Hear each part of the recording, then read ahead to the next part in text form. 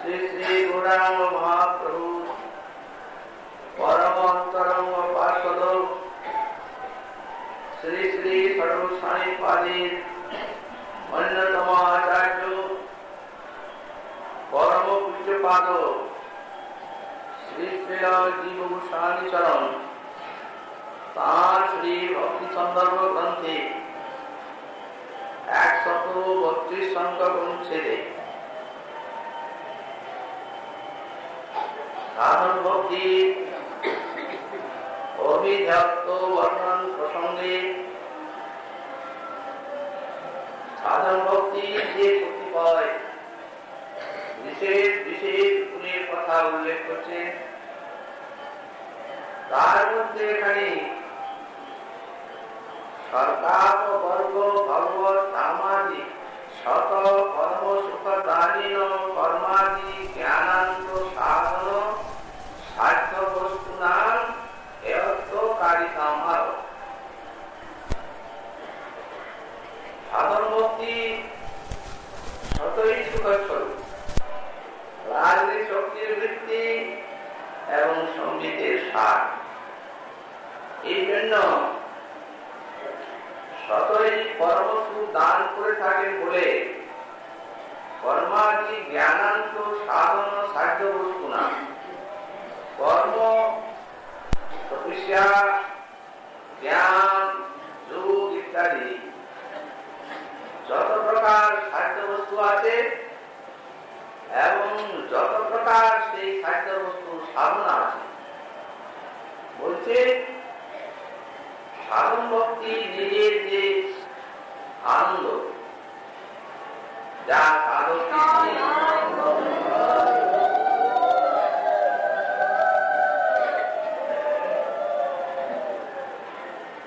সাধন ভক্তি অর্থাৎ শ্রবণ কীর্তন অর্চন বন্দন স্মরণ মনন ইত্যাদি ভজনাঙ্গগুলি সাধকের মন ইন্দ্রিয়গুলিতে এমন এক অলৌকিক সুখ বা আনন্দ দান করে থাকে যে তার নিকটে যত সাধ্য আছে কর্মের থেকে জ্ঞান পর্যন্ত সমস্ত সাধ্য এবং সাধনা পরিচয় তুচ্ছ হয়ে যায় সাধন ভক্তি সব সাধ্য এবং সাধনাকে হেয় করে থাকে এই সাধন ভক্তির একটি গুণ দৃষ্টান্ত দিচ্ছেন একাদশ স্কন্ধে চতুর্থ অধ্যায়ে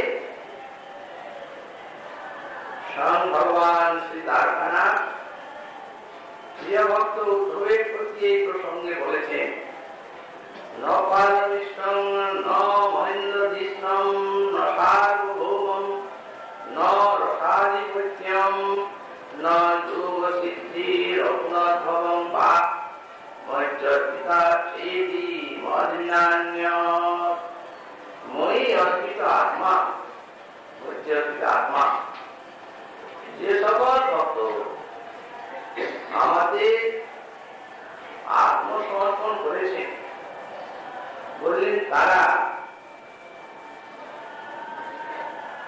ন পারমিষ্টং ন মহেন্দ্রদিষ্ণং অর্থাৎ পারমিষ্ট বলতে ব্রহ্মার পদ মহেন্দ্রদিষ্ণং বলতে মহেন্দ্র ইন্দ্রপদ ন সার্বভৌমং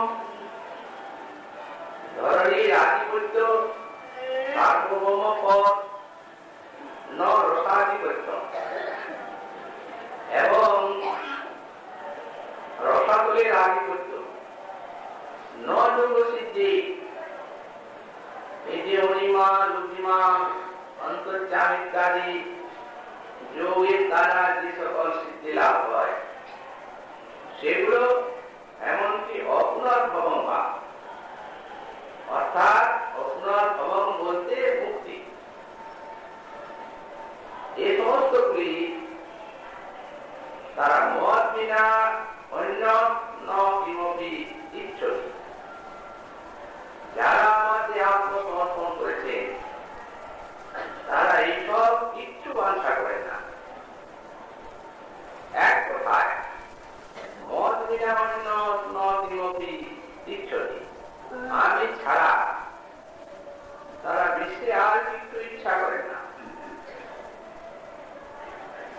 বৈষ্ণবের প্রতি এই ভক্তি ভগবান করেছে।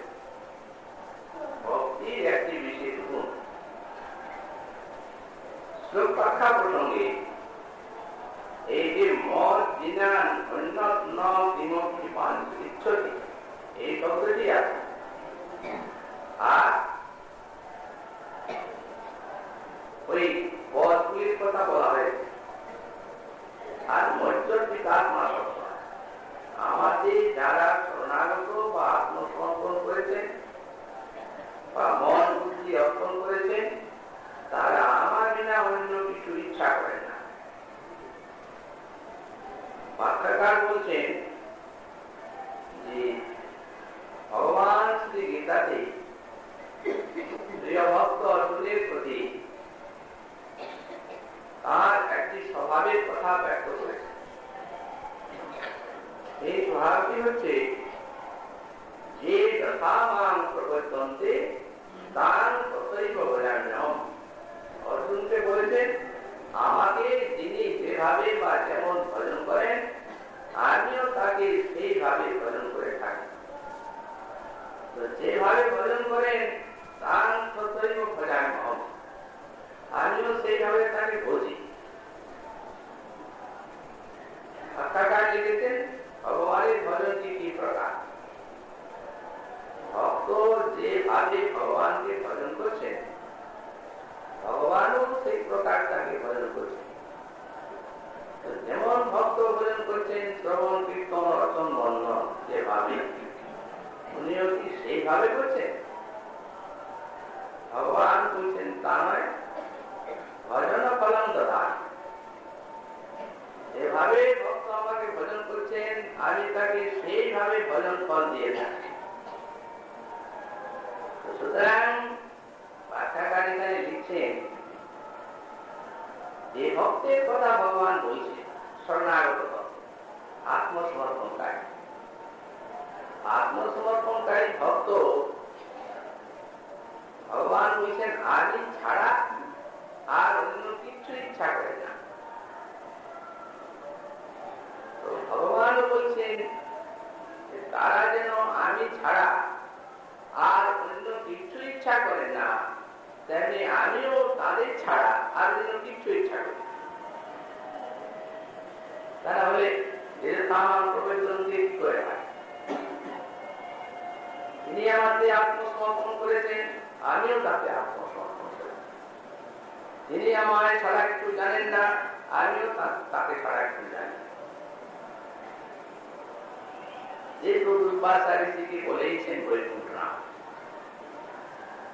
সাধু হৃদয়ং বৈশ্যং সাধুনাং হৃদয়ং ধম মদন্নতে ন জানন্তি নাহং তেভ্যো মনা কবি। সাধু ভক্তগণের সঙ্গে আমার হৃদয় বিনিময়।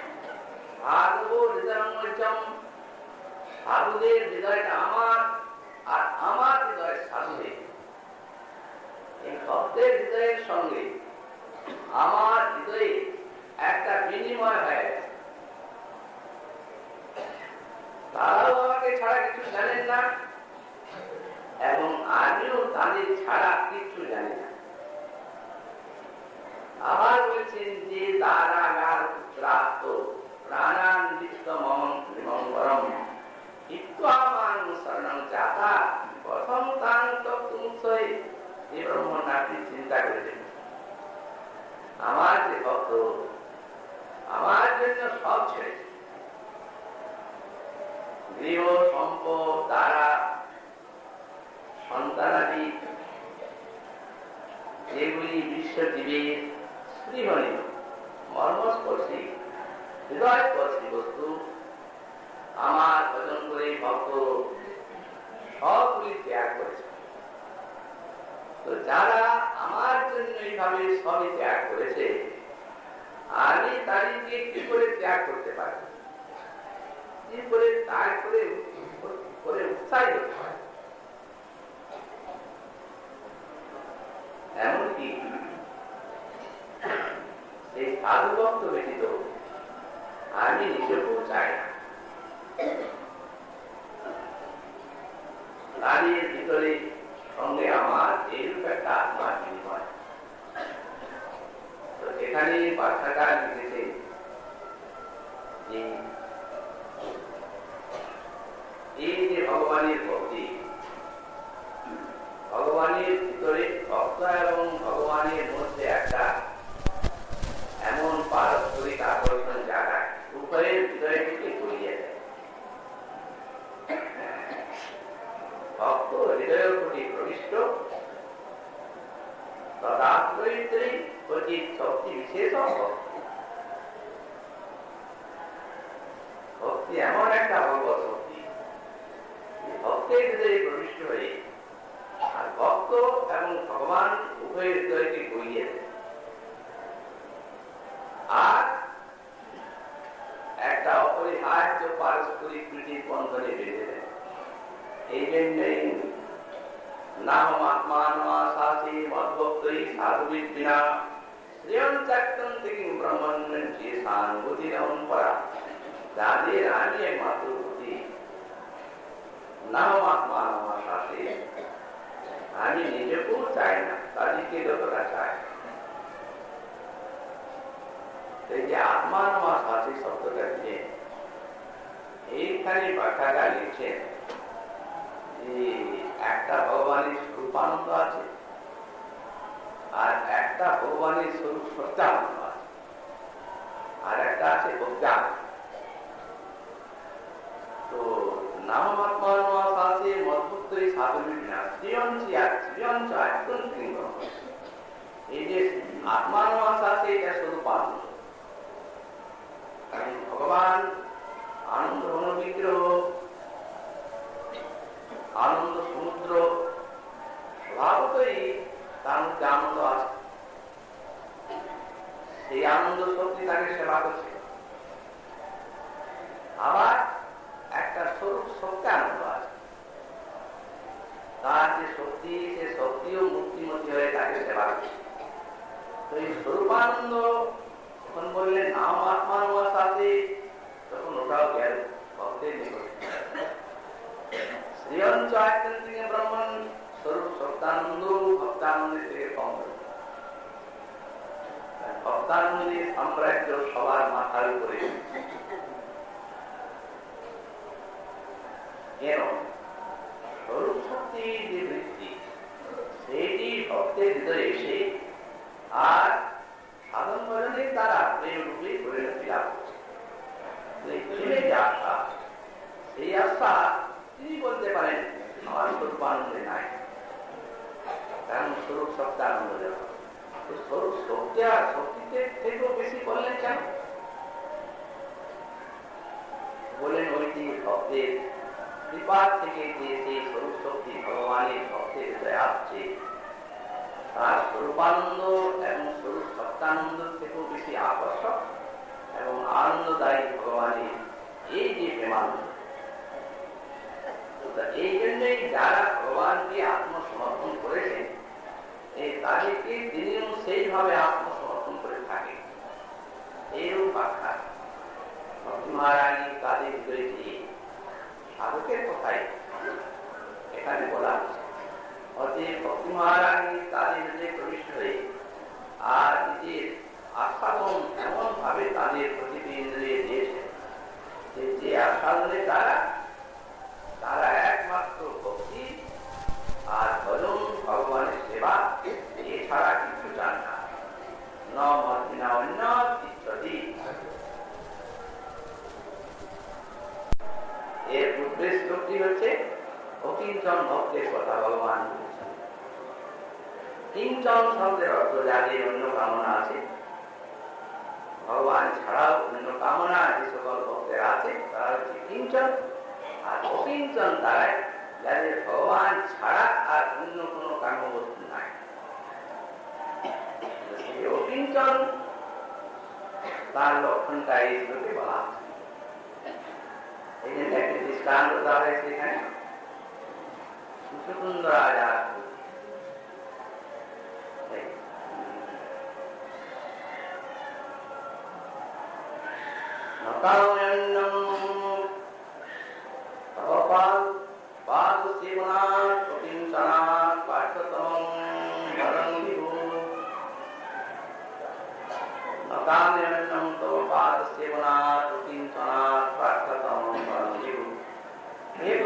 তুমি অকিঞ্চন গণির একমাত্র প্রার্থনী, তারা সব ছেড়ে তোমার প্রার্থনা করে থাকি। অতএব আমি ভগবান যখন বর দিতে চাচ্ছে, বললাম তোমার চরণ সেবা ছাড়া আর আমি কিছু কামনা করি না। অকিঞ্চনা প্রার্থতম বরং তুমি অকিঞ্চন গণির একমাত্র প্রার্থনীয়। প্রভু এমন জোর থেকে আসি যে তোমার ভজন করে, তোমার পাদ পদ্ম মাধুরী আস্বাদন করে আর তোমার কাছে ধন্যবাদ চাইবে, যত আত্মবন্ধন হতে বললেন যে বলে তারা ধন্যবাদ চাইলে সেটি আত্মবন্ধন হয়ে থাকে। সুতরাং আমি আর কোনো চাই না। শ্রীজীব এইখানে বাক্যাটা একটু ঘুরিয়ে আর একটু রসের টিপ দিয়ে বলছে, বললেন বরং তারা আত্মবন্ধন কামনা করে থাকে, যে মুক্তি ইত্যাদি চান না। ওখানে একটা আত্ম মুক্তি প্রদর্শন হয়। তো বললেন বরং আত্মবন্ধন কামনা করে থাকে, অর্থাৎ যদি সংসারের ভিতরে থাকে ধর্ম অর্থ কামের মধ্যে, তাহলে মত কৃপা হলে ভগবানের ভক্তি লাভ কোনদিন করবে। আর অপবর্গত হই, যদি অপবর্গ দেন তাহলে তো সব শেষই হয়ে গেল। আত্মবন্ধন কামনা করেন, মুক্তি চান না। এই যে শ্লোকটি এটি ভগবান বলেছেন শ্রী উত্তম মহাশয়। এইরকম শ্লোক ভাগবতের 3টি পাওয়া যায়। একটি পাওয়া যায় নাগপঞ্চমীর স্তুতিতে, এই রকমই শ্লোক, তবে এক করে ফেরা ননাক কৃষ্ণং নসানুভৌমং নপারমিষ্টং রসাদিবৈত্যং নযোগ সিদ্ধির পুনর্ভবং বা বাঞ্ছন্তি তৎপাদরজপ্রবন্না।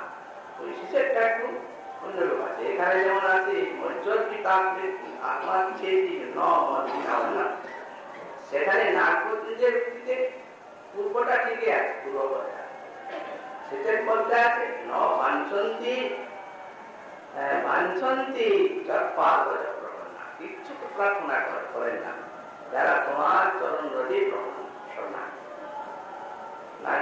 স্তুতি করছে।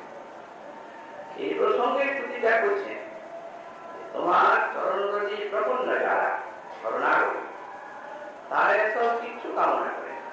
প্রভু সেই চরণ রজ তুমি এই কাজের মস্তকে এই লিপ্ত করে আর তোমার সেই চরণ রজে মস্তকটিকে পবিত্র করে অভিষিক্ত করেছে। অতএব জানি না এর কত কত জন্মের সাধন ভজন তপস্যা। আর শুদ্ধ ভক্ত যখন ইন্দ্র এনেছেন বজ্র নিয়ে তাকে নিধন করবেন, তখন বারবার ইন্দ্রকে প্রার্থনা করছে বজ্রটা শুনতে, তুমি কি মনে করছো আমার প্রভু কি তোমার স্বর্গ আমায় দেবেন? কখনো দেবেন না। তোমাকে বজ্র দিয়েছেন তার চরণ আমাকে আকর্ষণ করার জন্য, এই অসুর জনী মুক্তির জন্য। অতএব বজ্রটা ছড়ো, ভগবানের দান হতে ব্যর্থ হওয়ার নয়। যখন প্রার্থনা করছেন ইন্দ্রকে, ইন্দ্রবার বজ্র ছুটছেনই না ভয়ে, তখন স্ফূর্তিতে দেখছেন ভগবান যেন সামনে দাঁড়িয়ে আছে। সেই সময় আমি ভগবানকে স্তুতি করছি, প্রভু আমি তোমার দাসানুদাস আছি আর দাসানুদাস থাকবো। হরি তব পাদুই কুঞ্জ দাসানুদাসু কবিতাসু পুরিয়। প্রভু কে হরে, আমি তোমার কোমলে দাসানুদাস আছি আর দাসানুদাস থাকবো।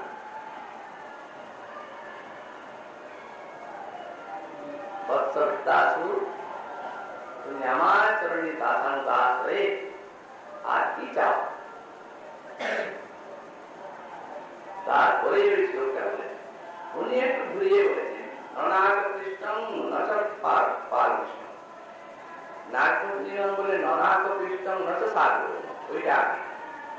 আর ইনি বলছেন ননাক কৃষ্ণম নচপাল নপাল নসারুমম নরসারি বৈতম নযোগ সিদ্ধি রত্নভবম বা সমঞ্জ সত্তা বিরহজ গান্ধী। এই শেষ পাঠটা তিনটাতেই অনুরূপ আছে। এখানে আছে ভগবানের ভক্তিতে মজ্জর্পিতা ইচ্ছেতি মত বিনা অন্য, আমাদের যারা আত্মসমর্পণ করেছেন আমার ভিন্ন তারা ভিন্ন কিছু ইচ্ছা করেন না। কি ইচ্ছা করেন না বললেন? পারমেশ্বর ব্রহ্মার ইচ্ছা করেন না, নমানন্দ বিষ্ণু ইন্দ্রের পদ চান না, নম সার্বভৌম সার্বভৌম পদ মানে পৃথিবীর রাজ্য চান না, রসাধিপত্যম পাতালের রাজ্য চান না, নযোগ সিদ্ধি যোগ সিদ্ধি কামনা করেন না, আর মুক্তিও কামনা করেন না। এখানটা বাস মুক্তি যখন কামনা করেন না তখন আর এইগুলি কামনা করবেন কেন? পূর্বে যে চারটা বললেন এগুলি পূর্বের থেকে পরপর, মানে পরপরের থেকে পূর্ব শ্রেষ্ঠ। ব্রহ্মপদের থেকে কম মহেন্দ্র পদ, আর মহেন্দ্র পদের থেকে কম সার্বভৌম পদ, আবার সার্বভৌম পদের থেকে কম হচ্ছে রসাতলের পদ। পূর্বের থেকে পরপর গুলি নির্দিষ্ট এইভাবে ব্যাখ্যা করা আছে। আর ওখানে বিস্তার করতে বলছেন, উনি বলছেন আগে না রচনা রণাক কৃষ্ণম নচপারমিষ্টম রসাতুভম নরসাধিপত্যম নযোগ সিদ্ধি রত্নভবম বা সমঞ্জ সত্তা বিরহজ কান্তি। হে প্রভু, আমি তোমায় চাই, তোমার ছাড়া আর আমি কিছু চাই না। এগুলি তারপরে উল্লেখ করেছেন, অন্য তো চাই না। সেগুলি জগতের স্পৃহনীয় সম্পদ, যার জন্য মানুষের তপস্যা জ্ঞান যোগাদি কর্ম সব কিছু চায় না, তোমায় চায়। এখানে বললেন মত বিনা উন্নত নৈচ। মত বিনা নৈন্যতি ছটি, ওই জিনিসটা আরেকটা প্রার্থনা শ্লোকে পরিস্ফুট আছে। ভগবান যেন বলছেন মৎস্যবিত্তাসু, তুমি আমাকেই চাও, কেমন চাও? একটি ভগবান জিজ্ঞাসা করছে কিভাবে চান, তিনি কেমন চান। একটি শ্লোকে সেইটি বলেছেন, ওটা এখানেও নাই, নাল প্রসঙ্গিত এবং শ্লোকটি খুব মূল্যবান। এত মূল্যবান শুদ্ধ শুদ্ধ ভক্তি বিষয়ে গোস্বামী পাঠ যেখানে শুদ্ধ ভক্তি লক্ষণ করেছেন প্রীতি সন্দর্ভে, সেখানে চারটা শ্লোক উদ্ধৃত করেছেন এবং তিনি স্পষ্টতই সেখানে লিখেছেন যে এই যে গুরু পুরাণী ভগবান বেদব্যাস তিনি যে শ্রীমদ ভাগবতে লক্ষণ করলেন, বৃত্তাসুরবোধম শ্রীমদ ভাগবতম ঈশ্বর, যাতে বৃত্তাসুর বধ প্রসঙ্গ আছে সেইটি শ্রীমদ ভাগবত।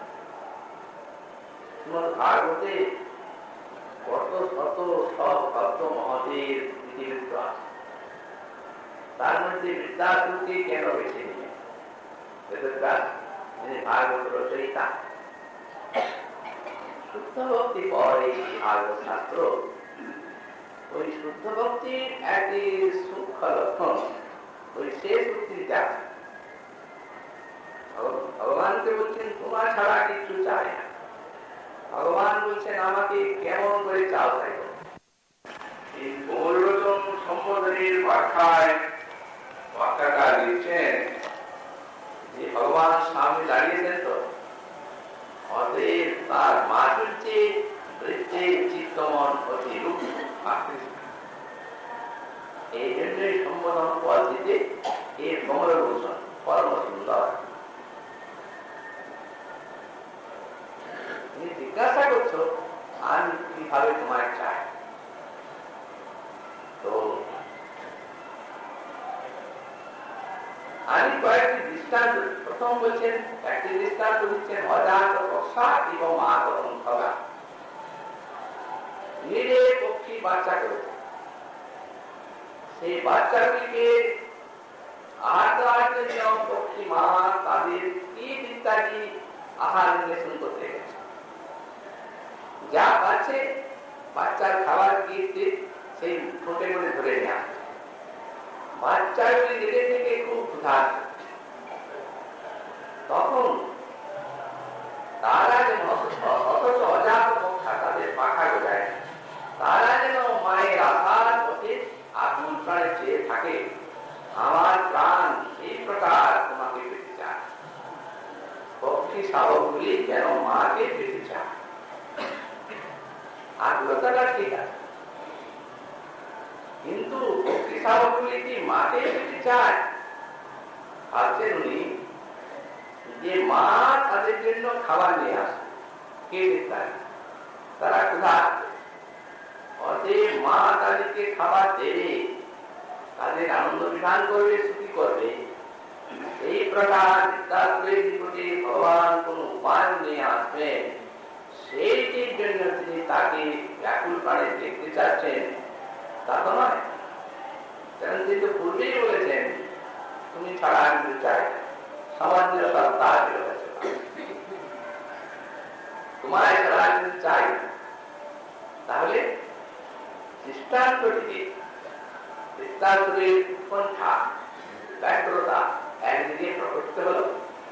তেমনি ভগবান কৃপা করে তাকে না দর্শন দিলে তার ধরাধরা ক্ষমতা নেই। ওই পক্ষী শাবকের অজাত পক্ষা এই দৃষ্টান্তে সেটি হবে, এর দিক শূন্য সব কৃপাল করে দিল। কিন্তু ওই যে ভগবান কিছু আনবেন, সেটার জন্য তাকে দেখতে চাচ্ছেন না, এই জন্য পরিতুষ্ট তিনি হন নাই। আর একটা দৃষ্টান্ত দিচ্ছেন,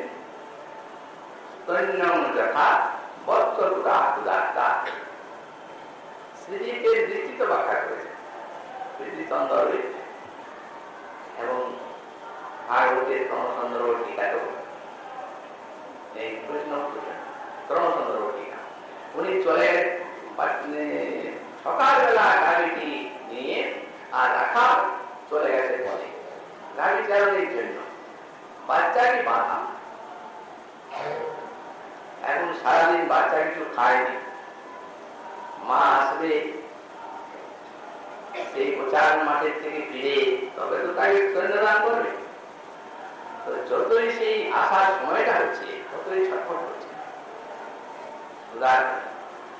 যখন নিকটে এসে মা হুঙ্কার করছে, বাচ্চাটিকেও তো মনে পড়েছে মায়ের, কারণ গাড়ির বাৎসল্যটা সবার থেকে বেশি।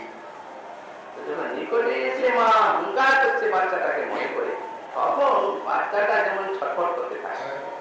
মাকে দেখার জন্য উনি বলছেন সেইভাবে আমি তোমাকে দেখতে চাই। বাচ্চাটা বলছেন পূর্বের তার থেকে এটা ভালো অনেক, কারণ এক তো গাড়ির যে বাৎসল্য সেটা অধিক অন্যান্য সমস্ত জীব জন্তুর থেকে। আবার তারপরে যেমন পক্ষী মা একটা অন্য খাবার আনবে, সেইটি পক্ষী বাচ্চা চায়, এটা তো সেই অন্য জিনিস নয়, এটা তো তার ভিতরেই আছে। তিনি যে ভগবানকেই চাচ্ছেন, এটা যে দৃষ্টান্তটা অনেকটা এটা দিয়ে, কিন্তু পরিপুষ্ট কেন বললেন তিনি তো ধন্যটা দেবেন। এইরকম ভগবান নিজের থেকেই কোন বস্তু আমাকে দেবেন, এই জন্য তাকে দেখতে চাচ্ছি তা তো নয়। তবে কি জন্য চাচ্ছি? সেবার জন্য চাচ্ছি, অন্য তো কামনা নাই। ভক্তের অর্থই সেবা, অতি ভক্ত ভগবানের সেবা ছাড়া আর অন্য কিছু কামনা নেই।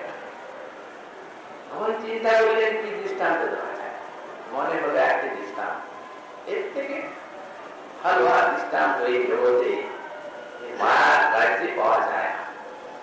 কারণ সে রাজ্য তো আলাদা, ইসলাম প্রেমের রাজ্য, ভক্ত এবং ভগবানের ভালোবাসা। এই জগতে সেই ভালোবাসা কি কোনো দৃষ্টান্ত আছে? এই জন্যই বলা আছে ভগবানকে ভালোবাসার নাম ভক্তি। জগতে মা, মাতা, পিতা, আত্মীয় স্বজন বা কোন ধনাঢ্য রাজা ইত্যাদিকে ভালোবাসার নাম ভক্তি নয়, ভগবানকে ভালোবাসার নাম ভক্তি।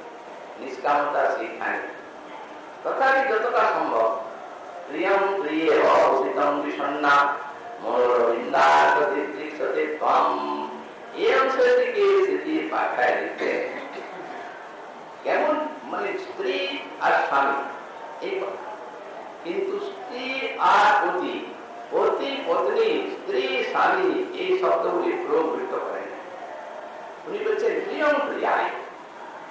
যে প্রিয়ম প্রিয়ায় বলতে উনি টিকার পাঠায় লিখছেন, মনে করুন পরম পতিব্রতা প্রিয়া,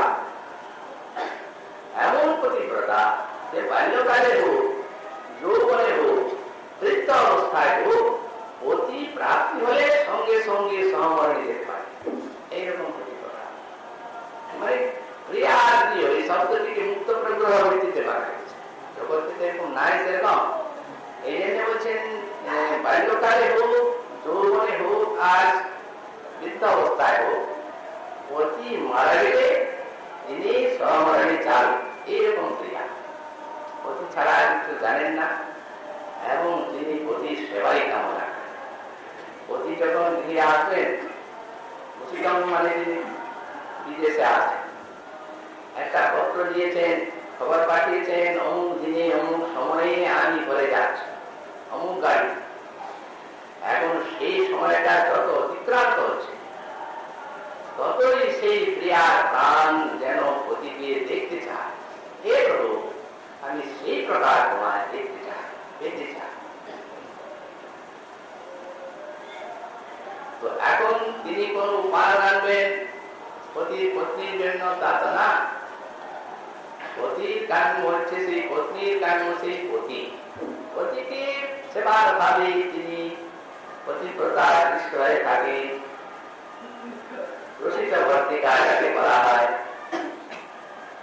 সমাজ সব দর্শন নাই, উত্তম কোন খাওয়া দাওয়া নেই, দেহের কোন মলা প্রসারণ নেই, শৃঙ্গার নেই, ইত্যাদি নেই, অতি দুঃখে কষ্টে কাজ পার করছে।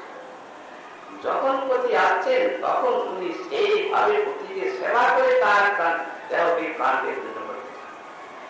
এইখানেই তার এইটাতেই পরিচিত হয়েছে যথাসম্ভব এই দৃষ্টান্ত, এর বেশি আর হতে পাওয়া যায় না। তো তেমনি উনি শ্লোকগুলিকেও ইংলিশ করে দিয়েছেন ব্যাখ্যাকার।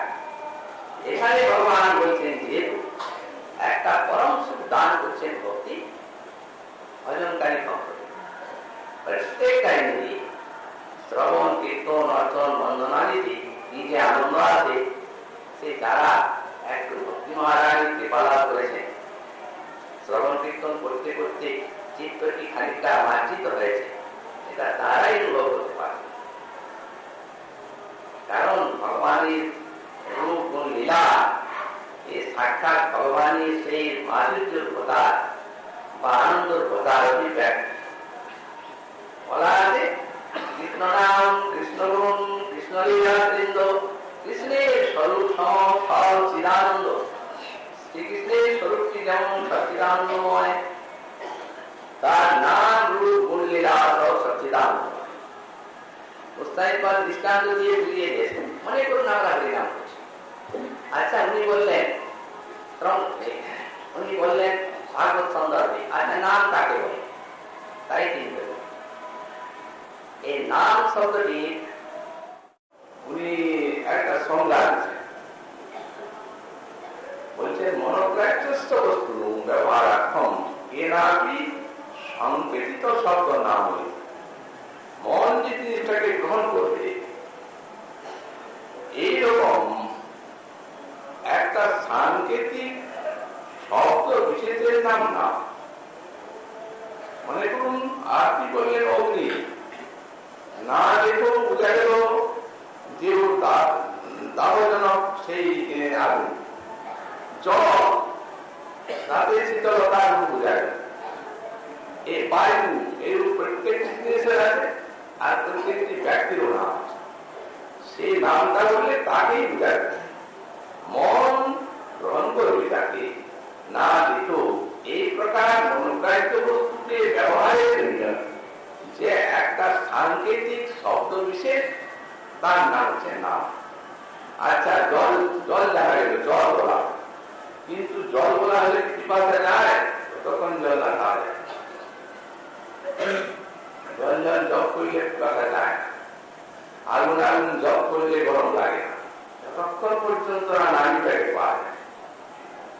তাহলে কৃষ্ণ হরে কৃষ্ণ হরে কৃষ্ণ বলে আপনার কি লাভ?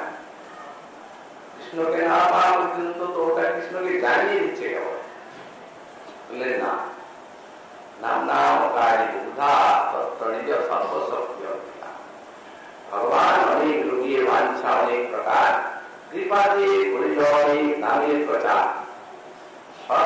ভক্তি তাকে দিল করিয়া বিধান। স্বয়ং ভগবান ব্রজেন্দ্রনন্দন, তার নাম কৃষ্ণ। কৃষ্ণ নামে পূর্ণতম ভক্তি ব্রজেন্দ্রনন্দনের আছে। তিনি কৃপা করে দিয়ে তার শক্তি দেবী, হরি, রাম ইত্যাদি যত ভগবত নাম, সব ভগবত নামে তার শক্তি নিহিত আছে, আস্বাদন নিহিত আছে। তবে হ্যাঁ, প্রথম অবস্থায় তো সেটি কামনা বাসনার মালিন্য থাকলে তো সেই আস্বাদনটা সাধক আত্মার অন্তরে যাবে না।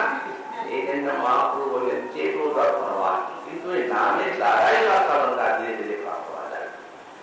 নাম করতে করতে চিত্তটা মানিত হল ভগবান পাবন, তারপরে সংসার জল বিনাশ হয়ে গেল। চন্দ্রিকা বিতরণম সহস্র পারেও বিদ্যার জীবনম ভক্তির প্রাংশু বলে নাম আনন্দ প্রতিপদম নাম বিকাশ পাওয়া। তখন আনন্দ সিন্ধু উচ্ছ্বসিত হতে লাগল। তখন ক্রি ক্রি একটা শব্দ, আর স্নৌ চান প্রবাস হতে প্রতিপদম পূর্ণাম বিকাশ পাওয়া। প্রত্যেকটা পদে পদে পূর্ণ বিকাশ, তাহলে ওইটাই আছে পরিণামের মধ্যে।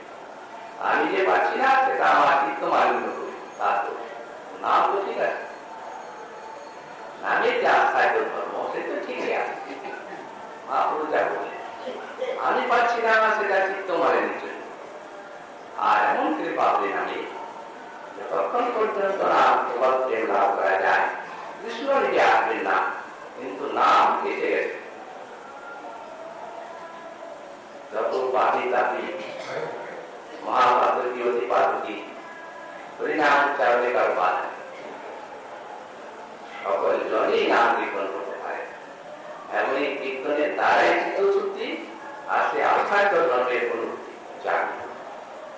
এরকম প্রত্যেকটা নাম। তাই মহাজন বলেছেন সাধন ভক্তি, প্রেম ভক্তি আর ভাব একই অবস্থা করো আর করো। সাহিত্য ভক্তি প্রেমের মধ্যে যে আস্বাদন আছে, সাধন ভক্তি তো সেই আস্বাদন আছে, অবশ্য তরল কিঞ্চিত কম। দৃষ্টান্ত দেওয়া হয়েছে এই শ্রদ্ধার থেকে আরম্ভ করে প্রেম পর্যন্ত, যে যেমন ইক্ষু, আচ্ছা ইক্ষুদণ্ডটা তাতে চর্বণ করলে আস্বাদন আছে, সেই দণ্ডটাকে বীজ ওই ডগা যেটা, সেটার দ্বারা ইক্ষুদণ্ডটা হচ্ছে, তাতেও আস্বাদন আছে কিনা? অবশ্য কম আছে তুলনা, কিন্তু আস্বাদন আছে, আস্বাদন নাই বলা পায়। ভক্তি এমন বস্তু সাধন হওয়ার আরম্ভের থেকে, সাধন অবস্থার থেকে আস্থায় বিস্তার করে থাকে। এই জন্যই ব্যাখ্যাটা বলছে রসাধিপত্যম পাতারাজ সামিত্যম অগ্নভবম ব্রহ্ম কৈবল্য রূপম মুখ্যম কিন্তু না যা কিঞ্চিৎ অন্যদপি সাধ্য জাতম তৎসর্বম ন ইচ্ছতেব। যত কিছু সাধ্য বস্তু আছে ভগবানের যারা শরণাগত, কিচ্ছু তারা প্রার্থনা করে না। মান বিনা তারিস ভক্তি সাধ্যম মানেব সর্বপুরুষার্থাধিকম ইচ্ছতে। অর্থাৎ আমাকে সর্বপুরুষার্থ বলে তারা জানেন আর আমাকে ইচ্ছা করে। এই জন্য আত্মসমর্পণকারী ভগবান ছাড়া আর কিছু জানেন না। এখন এতদূর পর্যন্ত ভক্তির গুণগুলি বলি, আর তারপরে এই সাধন ভক্তির এই গুণ সত্যের সঙ্গে কোন সংস্পর্শ নাই। এখনই সেই ভক্তির নির্গুণত্ব স্থাপন করছেন ভাগবত প্রমাণের দ্বারা। মহাপ্রভুর কৃপা হলে আগামীকাল আবার সেই